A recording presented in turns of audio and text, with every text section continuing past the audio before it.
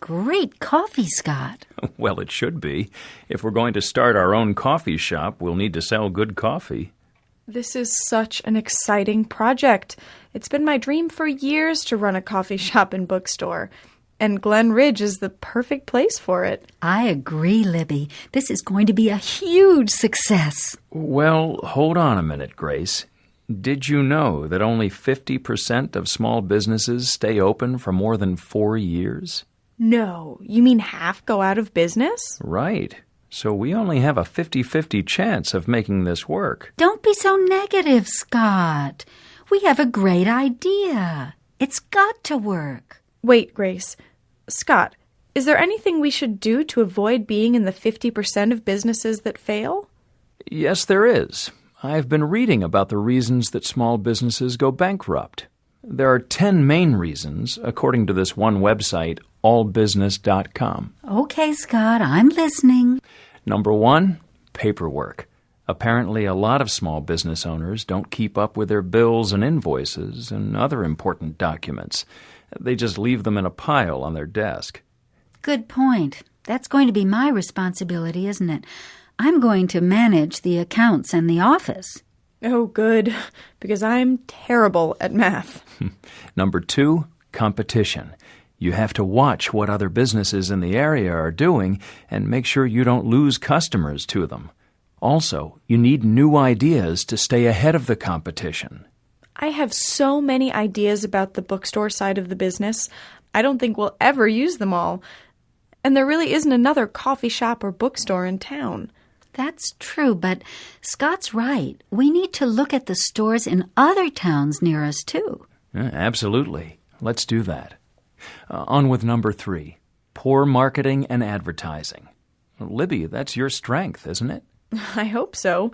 I was an advertising major at college. I can do a lot of that, but I think we'll need some professional help, too. Agreed.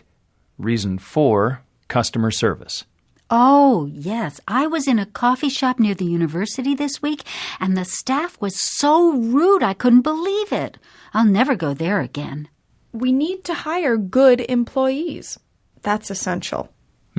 Employees are reason number 5. So we can move on to 6, flexibility.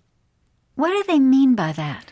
I think they mean that the owners need to have a lot of different skills. For example, I know about coffee, Libby is the book expert, and you, Grace, are the mathematical genius. But we need to build more skills. We need to learn how to hire good employees. We need to get permits and licenses. We might need to paint the store.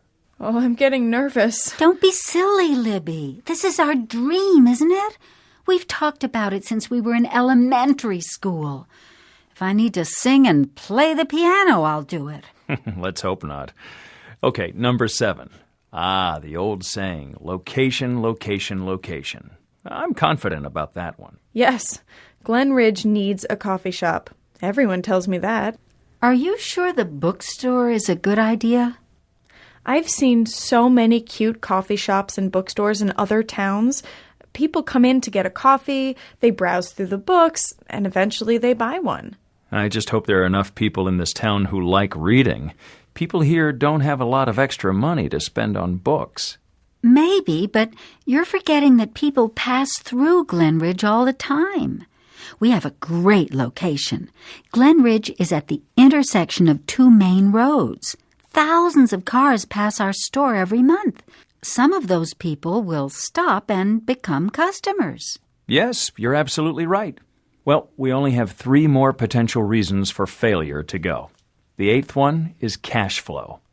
Grace? That means we need to be careful not to spend more money than we have.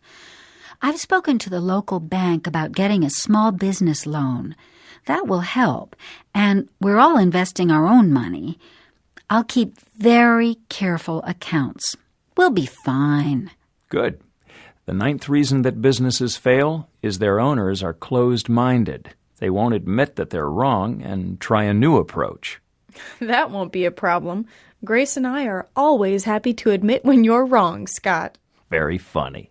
No, Libby is right. If we watch out for each other's mistakes and always listen to each other, we won't fall into that trap. True. Well, here's the last one. We need realistic goals. You mean we can't expect to be millionaires by New Year? I don't think so, Libby. We wrote our goals in our business plan, and the local business support group thought they were realistic. It looks like we aren't going to make the top 10 mistakes. Let's drink a cup of coffee to our new business. Just one more question. What are we going to call it?